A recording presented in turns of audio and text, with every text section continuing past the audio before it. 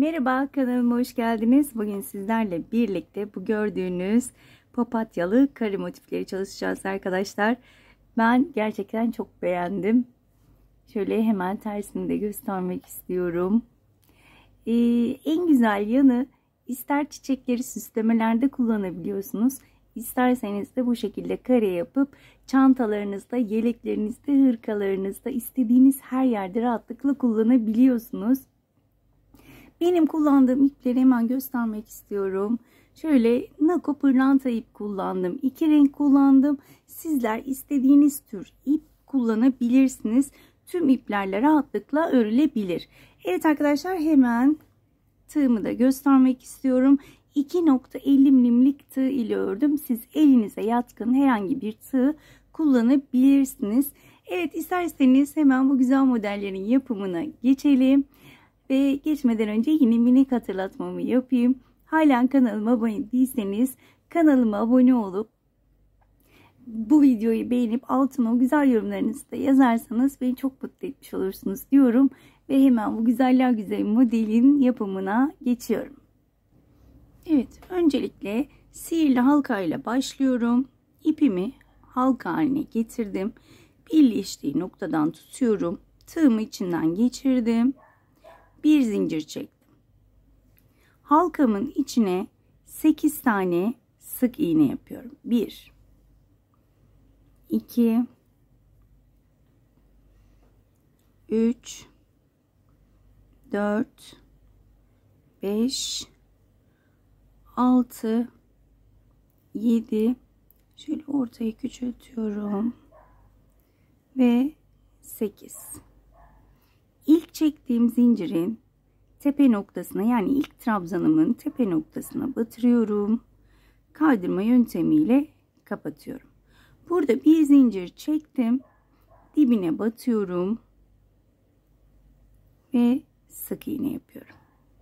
Çektiğim zincirle beraber aynı yere 2 tane sık iğne yapmış oldum. Şimdi burada her sık iğne tepesine 2 tane sık iğne yapacağım. Hepsine tek tek batarak 2'şer tane sık iğne yapıyorum. İlk sırada 8 tane sık iğnem vardı. Bu sırada 16 tane sık iğnem olması gerekiyor. Sıra sonuna kadar tek tek tüm sık iğnelere 2'şer kez batıyoruz. Sıra sonuna geldim. İlk çektiğim zincirin tepesine battım. Kaydırma yöntemiyle kapattım. Burada bir zincir çekiyorum. Şöyle dibine batarak başlıyorum sık iğne yapmaya. Bu sefer arttırma yapmayacağım.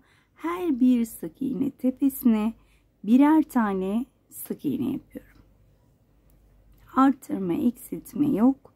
Tek tek batıyorum. 16 tane sık iğnem vardı. Bu sırada yine 16 tane sık iğnem olacak. Bu şekilde tek tek batarak sıra sonuna kadar devam ediyorum. Bu şekilde. Sıramın sonuna geldim. Yine ilk yaptığım sık iğnenin tepesine batıyorum. Kaydırma yöntemiyle kapattım. Bir zincir çektim ve ipimi kesiyorum. Şöyle iyice sıkıştırıyorum. Hemen şöyle çeviriyorum ve daha ince bir tığ alıp sihirli halkama bir düğüm atacağım. Çözülmemesi amaçlı. Daha sonra da onu iyice saklayacağım. Ben üstünkörü saklıyorum. Sizler daha ayrıntılı bir şekilde saklarsınız. Bu şekilde çiçeğimizin ortasını yapmış olduk. Şöyle şunu alayım. Burada hiç güzel görünmedi. Şöyle daha düzgün bir şekilde saklayayım onu. Evet. Evet. Şöyle ipimi arka tarafa alıyorum. Bakın. Şöyle herhangi bir trabzan tepesinden şu şekilde batmıyorum. Arka ilmeğinden batarak ilmeği çektim. Ve 1, 2, 3, 4, 5, 6 tane zincir çekiyorum. Modelin arkasını çevirdim, zincirin arkasını. Bakın şurada arkada gördüğünüz ilmeklere tek tek batacağım. Hemen arkadaki ilk ilmeğe batıyorum. İlmek topluyorum. Şöyle tek tek batıyorum. İlmekleri topladım.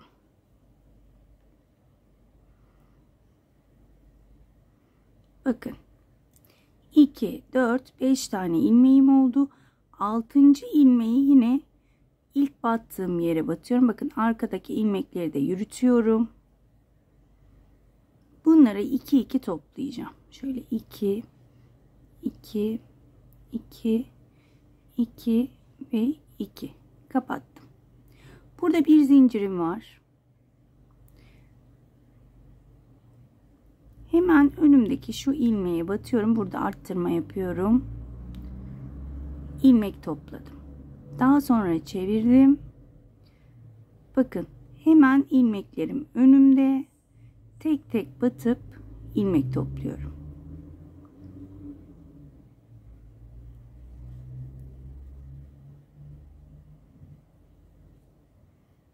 Şöyle çevirdim. 2, 4, 6 oldu. Burada arttırma yapmış olduğumuz için tekrar aynı yere batıyorum ve 7. ilmeğimi çekiyorum.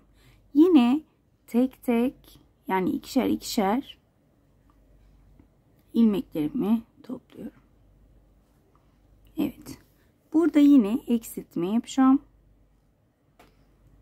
Hiç arttırma yapmıyorum.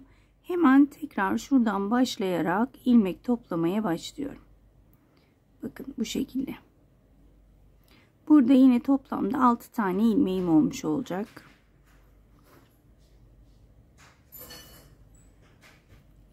İki, 4, 5.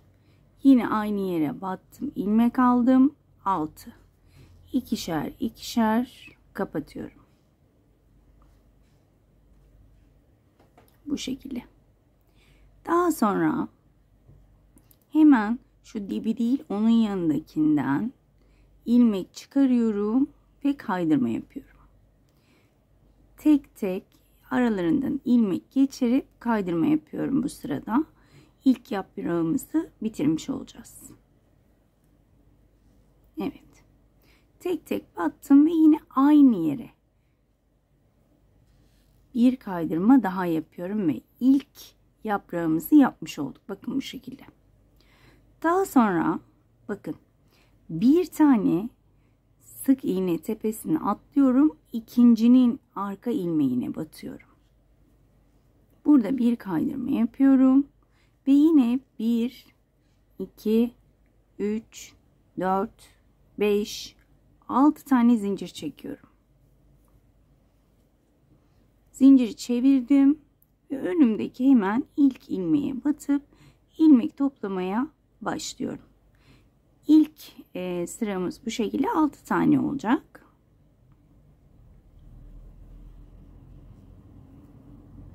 Bakın hep aynı ilmeğe batıyorum. 2, 4, 6. 2 2 ilmeklerimi kapatıyorum. Tam bu sırada bir zincir çektim ve ilmek arttırmak için önümdeki ilmeğe şu şekilde battım, ilmek aldım. Daha sonra çeviriyorum ve tek tek tekrar ilmeklerime batmaya devam ediyorum. 3 oldu. 4 5 6 ve sonuncu yine battığım yere dibine, yani batıp 7 tane ilmeğim oluyor. İkişer ikişer kapatıyorum. Bu sırada yine 6 ilmeğim olacak. O yüzden hiç önden almıyorum. Bakın arkadaki ilmeklere batıp ilmek topluyorum. Yine bu sırada toplamda 6 tane ilmeğim olacak tığımda. Evet. 2, 4, 5. Sonuncuyu dibine batarak alıyorum. 6. İkişer ikişer kapattım. Daha sonra aşağı inerek yaprağımı bitireceğim. Hemen önümdekine battım. Kaydırma. Hemen onun yanındakine batıyorum. Kaydırma. bu şekilde tüm ilmeklere batarak kaydırma yapıyorum. En son tekrar aynı dibine batarak kaydırmamı tamamlıyorum. Gördüğünüz gibi 2 tane yaprağımı yaptım. Burada ne yapıyorduk? Hemen önümdeki ilmeği atlıyorum. Onun yanındakinin arka ilmeğine batarak kaydırma yöntemiyle oraya geçiyorum. Ve 1, 2, 3, 4, 5, 6 zincir çekerek 3. yaprağıma da başlayacağım. Bu şekilde arkadaşlar toplamda 8 tane yaprağımız olması gerekiyor. Bu ikisini de gösterdiğim gibi diğer yaprakları da aynı şekilde yapıp bitirelim. Evet arkadaşlar, 8. yaprağımı bitirmek üzereyim. Kaydırma sırasındayım. Son olarak kaydırmamı yapıyorum.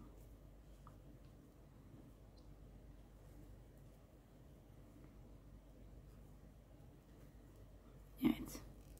Yine aynı şekilde dibine batarak son kaydırmamı yapıyorum. Ve yine bakın, sadece bir tane sık iğne tepesini atlıyorum ve ilk yaptığım yaprağın dibine batırdım. Kaydırma yöntemi yaptım. Bir zincir çekiyorum, ipimi iyice sıkıştırıyorum ve kesiyorum. Şöyle hemen çiçeğimi göstermek istiyorum. Bakın, şu şekilde çiçeğimi bitirmiş oldum. İsterseniz bu şekilde kullanabilirsiniz. Tüm süslemelerinizde çok güzel olur diye düşünüyorum. Şu şekilde elimle de düzeltmek istiyorum. Gerçekten çok hoş. Tekrar koyu renk ipimi aldım ve artık çerçevesini ve köşelerini yapacağız. Şöyle düğüm atmayalım. Herhangi bir yapraktan şöyle bakın, ilmek alacağımız yerler belli. 1, 2, 3. İlk olarak şöyle şu teline batırıyorum. İlmek aldım. Bir zincir. Tekrar aynı ilmeğe batıyorum. Bir sık iğne yapıyorum. Şöyle göstererek yapmak istiyorum. Bakın, orta ilmeğe geldim. 1 veya 2 ilmek alabilirsiniz. Çok önemli değil. İlmeğin arasından geçirdim. Bir sık iğne. Hemen yan tarafa geçiyorum. Yan taraftan yine bir ilmek alıyorum ve 3 tane yan yana sık iğne yapmış oluyorum. Tam ortaya yapmaya özen gösterin. Arada 3 zincirim var. 1, 2, 3 zincirim var. Diğer yaprağa geçtim. Bakın, ilk ilmeğime battım. Bir sık iğne. İkinci ilmeğime batıyorum. Bir sık iğne. Üçüncü ilmeğime batıyorum. Üçüncü sık iğne. 1, 2, 3 zincir araya. Kasma yaparsa 4 çekebilirsiniz. Ve tekrar aynı şekilde ilerliyorum. Şöyle önden gözükmeyecek şekilde ilmeklerine batıyorum. Ve sıra sonuna kadar bu şekilde devam edeceğim. 1, 2, 3 zincir çekerek devam edeceğim. Şöyle göstermek istiyorum. Bakın, önden mavi ilmeklerim görünmüyor. Bu şekilde sıra sonuna kadar devam edelim. Evet, sıra sonuma gelmek üzereyim. Şöyle tersinden göstermek istiyorum. Son 3 zincirimi çekiyorum. Ve ilk sık iğne tepesine şöyle tığımı batıp kaydırmayla kapatıyorum. Şöyle göstermek istiyorum. Bakın, bu şekilde. Şimdi burada 1, 2 zincir çekiyorum. Tığımın başını doladım. 3 tane sık iğne tepesine tekli trabzan yapıyorum. Yani 3 ilmeği aynı anda topluyorum. Başını doladım. İkinciye battım. Tekli trabzan. Üçüncüye battım. tekli trabzan. 2 yaprak arasındaki 3 zincir bölümüne geldim. 3 tane sık iğne. 1 2 3. Yaprakların arkasındaki bölüme 3 tane tekli trabzan. 1 2 3. İlk köşemize geldik. Hemen buraya bir köşe yapacağız. Tığın başını doladım. 3 zincirlik bölüme batıp ikili trabzan yapıyorum. Tığımın başını doladım ve tekrar aynı bölüme batıp önce bir, sonra 2 ilmek çekerek üçlü trabzan yaptım.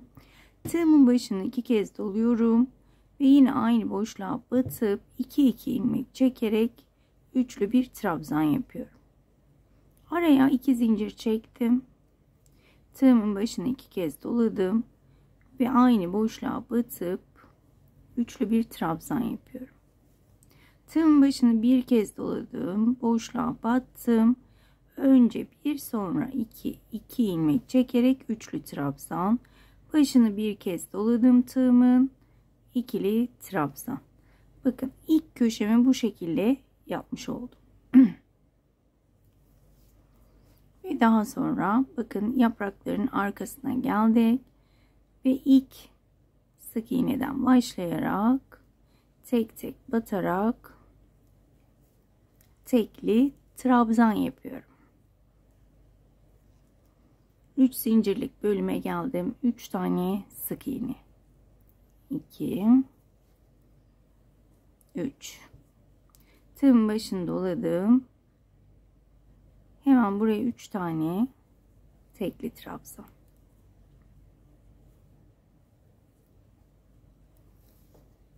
Hemen önümdeki boşluğa geldim. Bu boşluğa yine köşe yapacağım. Önce ikili trabzan, sonra üçlü trabzan. Daha sonra tığımın başını 2 kez dolayarak bir üçlü trabzan daha yapıyorum. Araya 2 zincir, başını 2 kez doladım ve üçlü trabzan. Başını bir kez dolayarak üçlü trabzan, ikili trabzan. Şöyle göstermek istiyorum. Köşelerimizi oluşturmuş olduk. Bu şekilde sıra sonuna kadar devam edelim. Evet, tekrar sıramın sonuna geldim. Yine ilk sık iğne tepesine veya trabzan tepesine diyeyim, batıp kaydırma yöntemiyle kapatıyorum. Şöyle hemen göstermek istiyorum. Elimde de düzelteyim. Motifim bitti.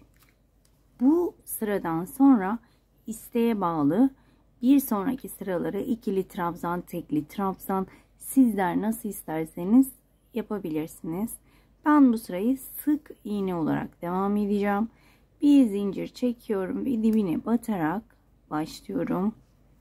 Tek tek sık iğnelerimi yapmaya.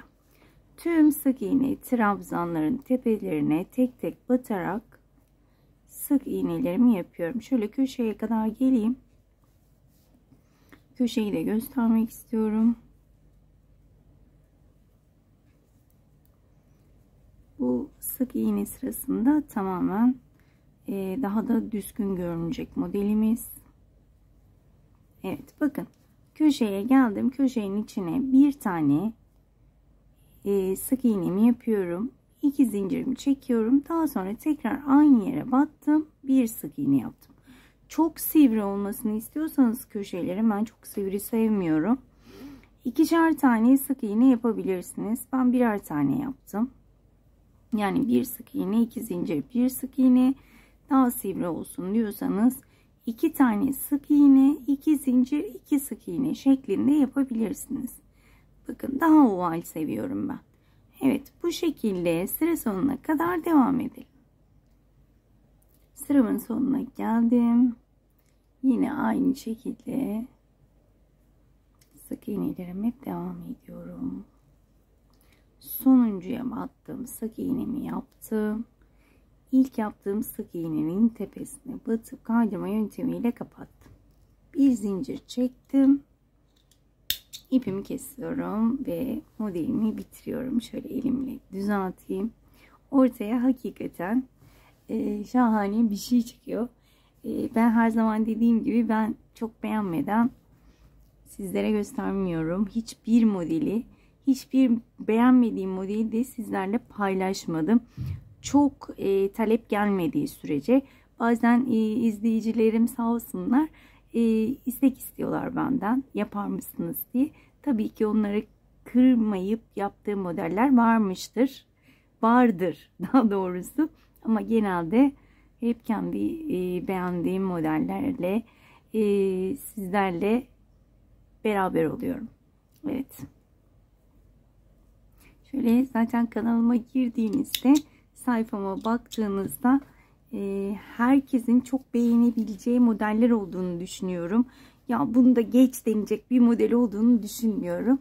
Hem çok emeğim var, hem de hepsi gerçekten herkesin kullanabileceği kullanışlı modeller.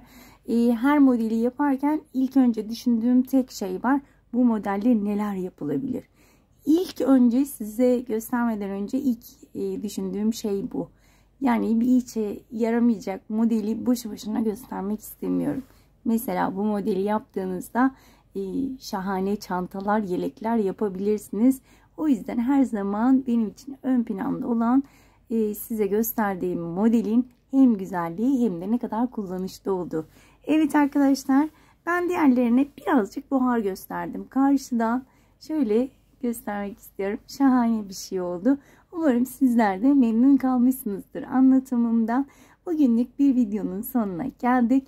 Kendinize çok iyi bakın. Hoşça kalın.